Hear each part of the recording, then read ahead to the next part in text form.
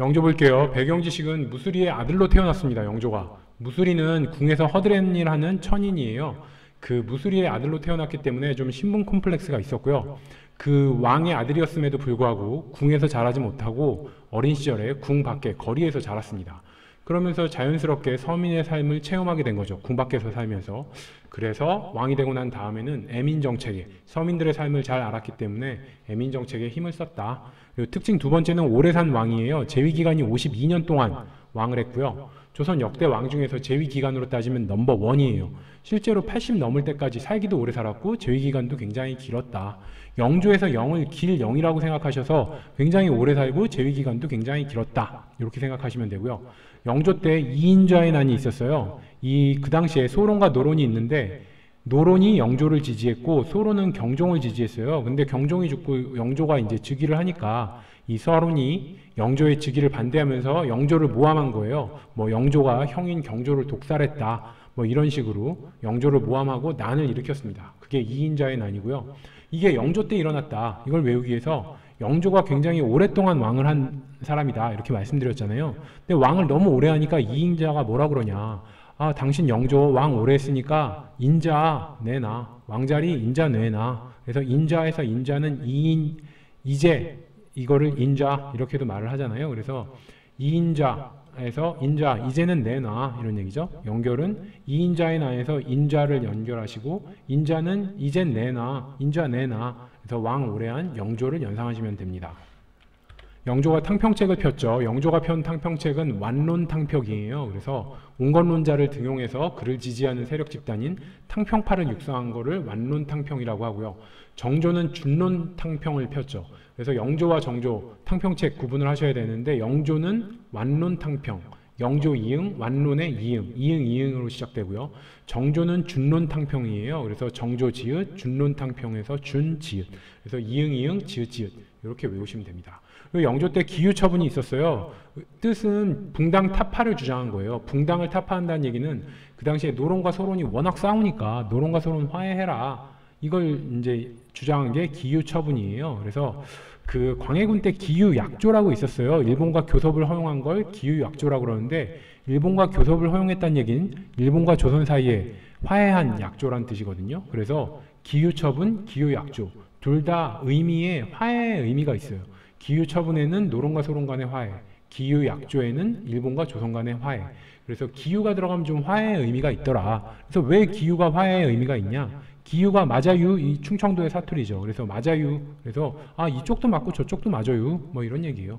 노론과 소론 간에 엄청 싸우니까 영조가 그러는 거죠. 노론한테 가서 그래 너 말도 기유 맞아유. 소론한테도 그래 너 말도 맞아유. 너 말도 기유. 그래서 영조는 이쪽 말도 맞고 저쪽 말도 맞고 다 맞다. 다 기유 맞아유. 이러면서 싸움을 그만둬라. 이쪽도 맞고 저쪽도 맞으니까 싸움하지 마라. 이런 좀 화해의 의미가 있더라. 기유 맞아유에는. 영조는 서원을 정리합니다. 이 서원이 지방에서 양만들이 모이면서 어떤 하나의 붕당을 이루는 본거지가 되잖아요. 그래서 이 탕평책을 편 영조는 붕당의 본거지인 서원을 정리하게 되고요. 상소제를 중지시켜요. 이 붕당 간 당쟁의 악용이 됐거든요. 상소제가. 그러니까 상소를 올리는데 상대당을 헐뜯는 데 사용을 하는 거예요. 그러니까 이 상소제도 중지해버립니다. 그리고 과거 시험에 탕평과라는 거를 실시를 하고요. 탕평비, 비석을 세우고 탕평교서를 반포합니다. 다 탕평책의 일환이겠죠.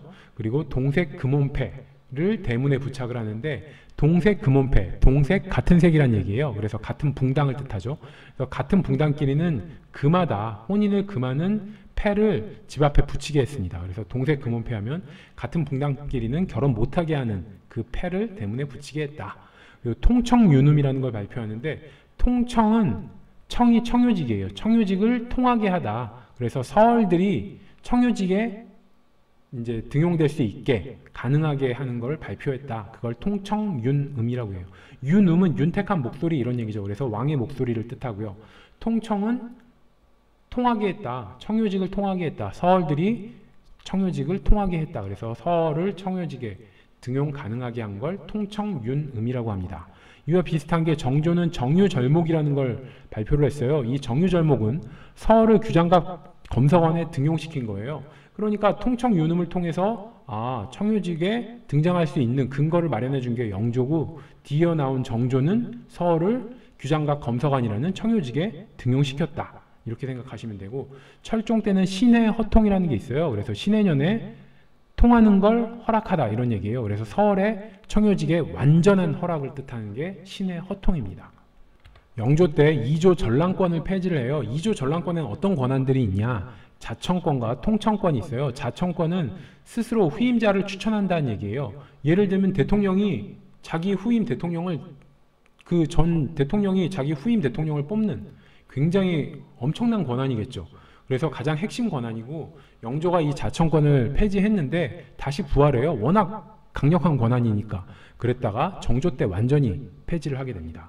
그리고 통청권도 폐지를 하는데 통청권이라 하면 청유직의 관리 추천권을 2조 전랑에게 준 거를 통청권이라고 그래요. 그래서 통청권, 청유직 관리 추천권을 2조 전랑한테 줬는데 이게 그러니까 대통령이 만약에 장관을 임명한다. 장관이 청유직이잖아요. 중요한 자리잖아요.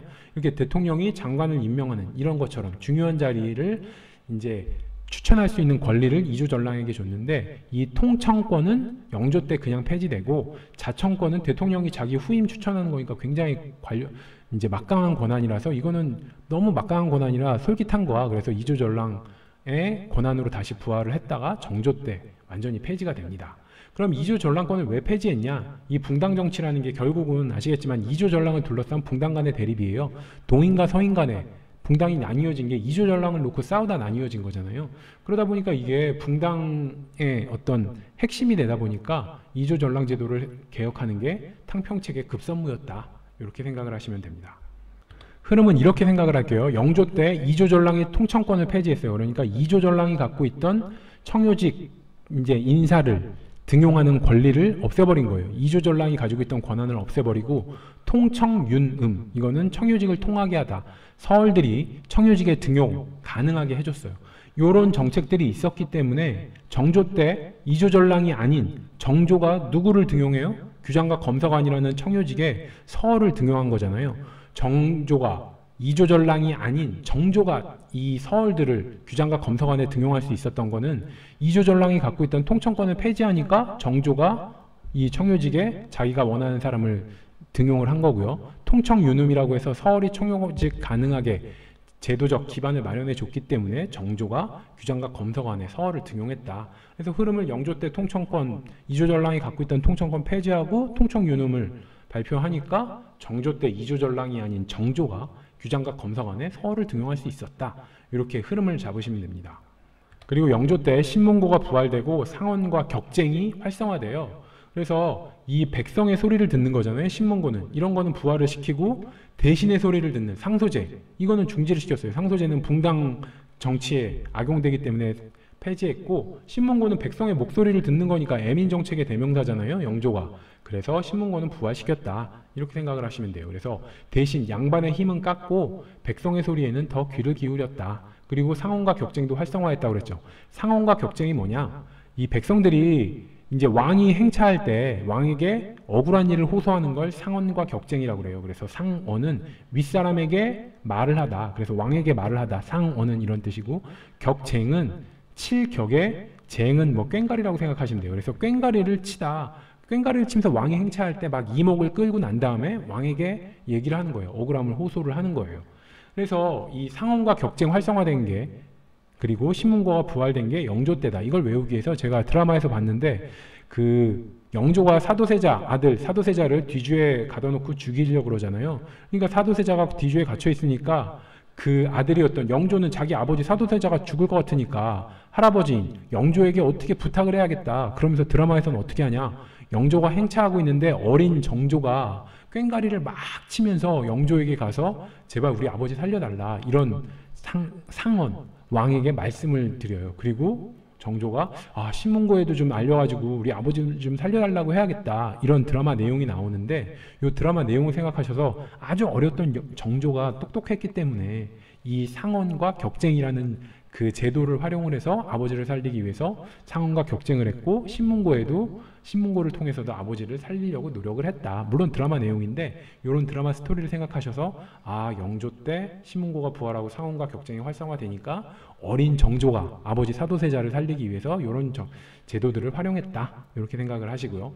자, 조선시대 신문고는 태종 때 시작을 했고요. 영조 때 다시 부활을 했어요.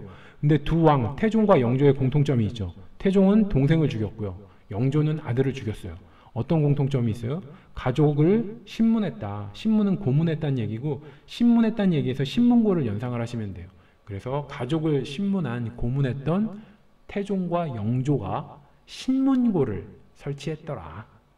나주괴서 사건이 영조 때 있었는데 이건 뭐냐? 소론이 노론을 제거할 목적으로 일으킨 영모 사건이에요. 그래서 어떤 유언비어를 퍼뜨렸냐? 영조가 선대왕인 경종을 죽였다. 자기가 왕하려고 선대왕 경종을 독사시켰다. 영조와 경종은 배다른 형제인데 그러니까 자기 형을 죽였다. 이런 설을 막 퍼뜨린 거예요. 그리고 영조는 알고 보면 왕의 핏줄이 아니고 노론 대감의 자식이다. 이런 무시무시한 소문을 퍼뜨린 거예요. 후대왕이 선대왕을 독살했다. 굉장히 무시무시한 얘기죠.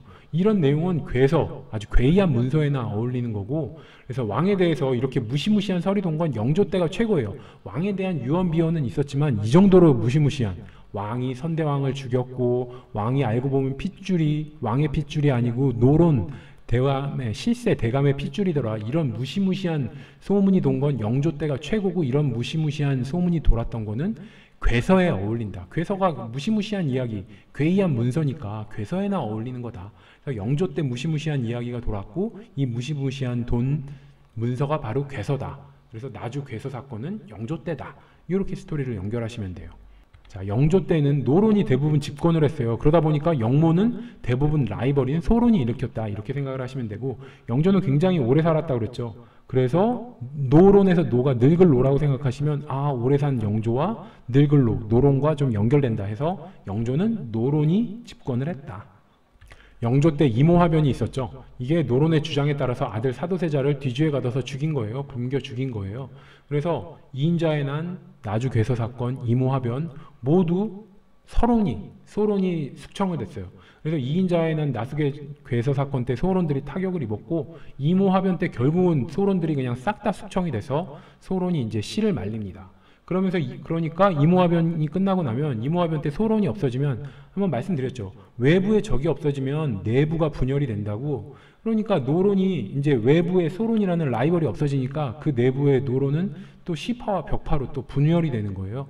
그래서 사도세자를 동정했던 시파, 그리고 사도세자를 배척했던 강경파인 벽파 이름부터 굉장히 강경하죠. 그래서 이모화변 때 소론이 완전 이제 물론 싹 씨를 말려버리고 그러다 보니까 외부의 적이 없어지니까 내부의 노론은 시파와 벽파로 분열이 되더라. 그리고 이모화변이 사도세자가 죽은 사건이다. 이걸 외우기 위해서 이렇게 한번 생각할게요. 임호라고 임금 전문 배우가 있어요. 이모. 근데 이 이모가 임금 역을 안 하고 사도세자 역을 드라마에서 한번 했어요. 그래서 왕에게 죽는 역을 맡은 거죠. 그래서 이모가 특이하게 사도세자 역을 한번 했다. 이걸 연상을 하셔서 이모라는 배우를 아실 경우만 해당되는 이제 암기법인데, 임금 전문 배우 이모가 사도세자 역을 했다. 이걸 생각하셔서 이모화변에서 탤런트 이모가 사도세자를 특이하게 사도세자 역할을 했지. 이렇게 생각하셔서 이모화변에서 이모에서 사도세자를 연결하시면 됩니다.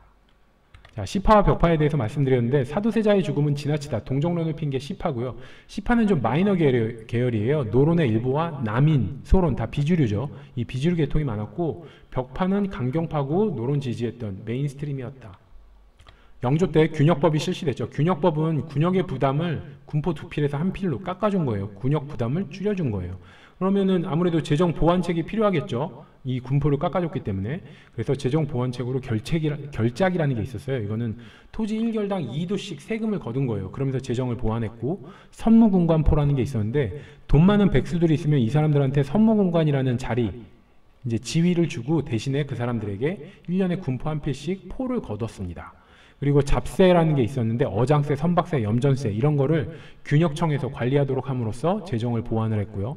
은결은 세금을 내지 않는 땅이에요. 이런 은결을 찾아 색출해가지고 세금을 부과함으로써 재정을 보완했다. 그래서 균역법의 결과는 국가 수입엔 변동이 없어요. 이런 식의 재정 보완책을 통해서 대신에 지주들은 결작 같은 지주 부담이 증가를 하게 되고 상대적으로 군역 의무가 있던 농민들은 부담이 일시적으로 감소를 하는데 지주가 자기네들이 갖고 있던 결작에 대한 부담을 소장농민에게 전가시킴으로 인해서 일시적인 감소에 불과했다.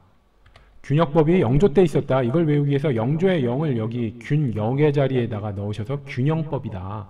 그래서 영조는 이 균역법을 통해서 이걸 균형을 이루다의 균형이라고 생각하시면 군역 의무 있는 가난한 농민, 부자인 지주 간의 균형을 맞춘 거죠. 어떻게? 군역 의무 있는 농민의 부담은 덜어주고 결작을 통해서 부자인 지주의 부담은 늘려줬으니까 좀 부의 균형을 맞추려 했다. 균형법이다. 이렇게 생각을 하셔서 균역법은 영조 때 노비 공간법을 실시를 해요. 노비 공간법은 노비의 공은 신공, 그래서 신공이 뭐냐? 노비의 몸값이에요. 그래서 노비가 내야 되는 몸값, 노비들에게 그들이 내야 되는 몸값, 신공을 감해준 법이 노비 공간법이에요.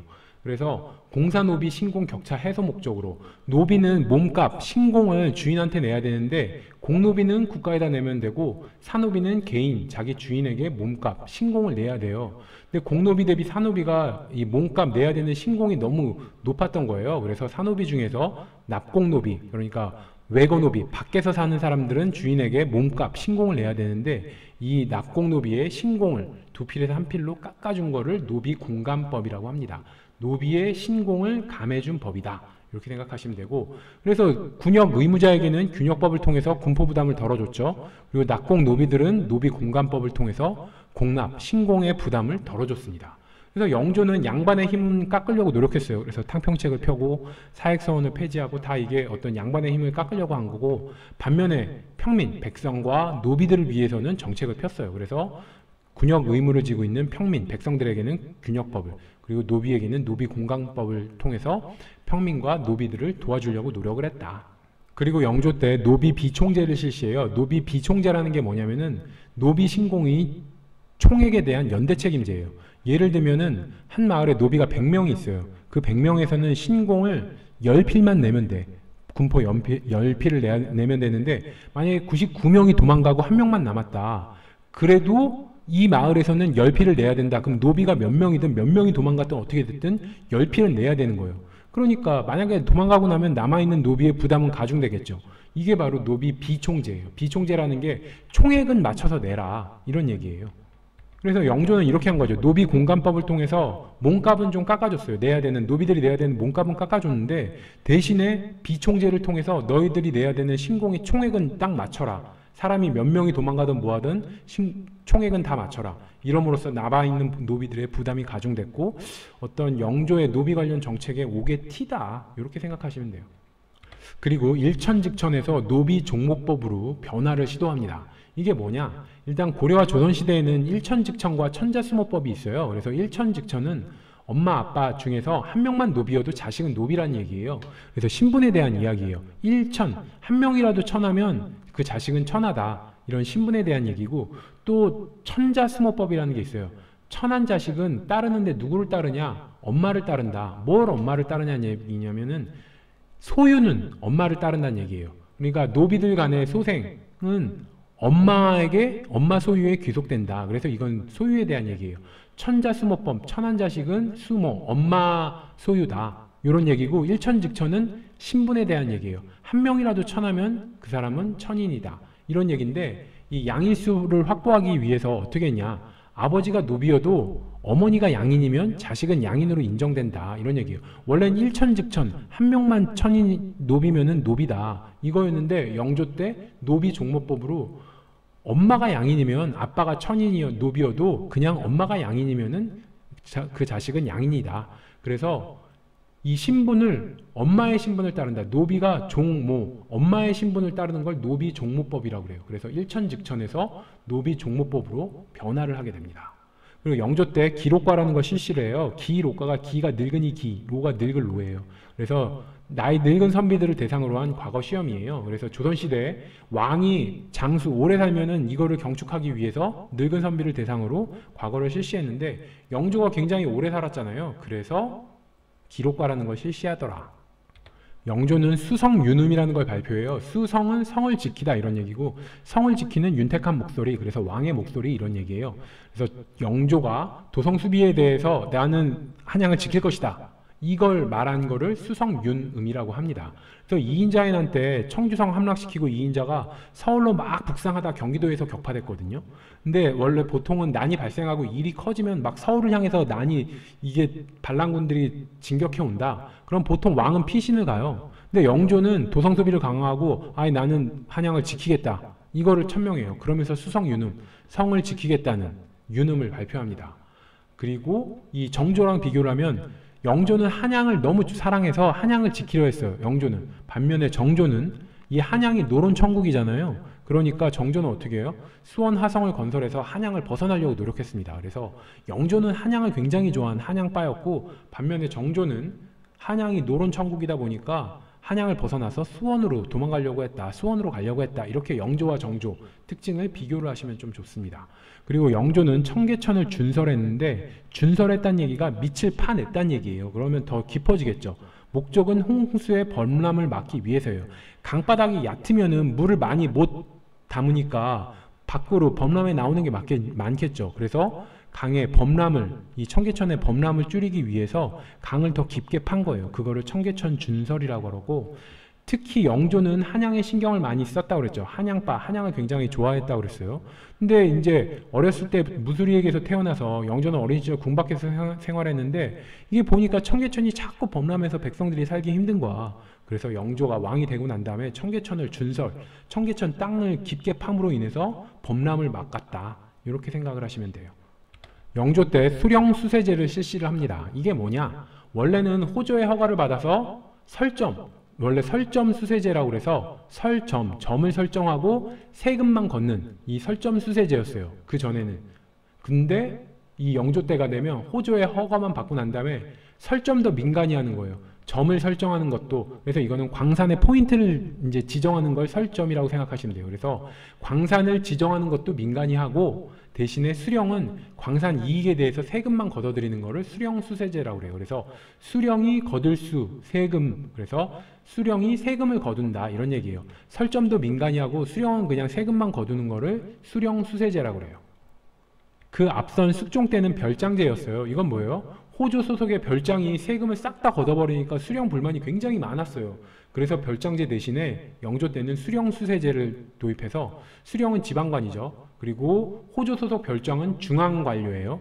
그래서 지방관료인 수령이 세금을 거두는 수령수세제를 이제 영조 때 실시를 했다.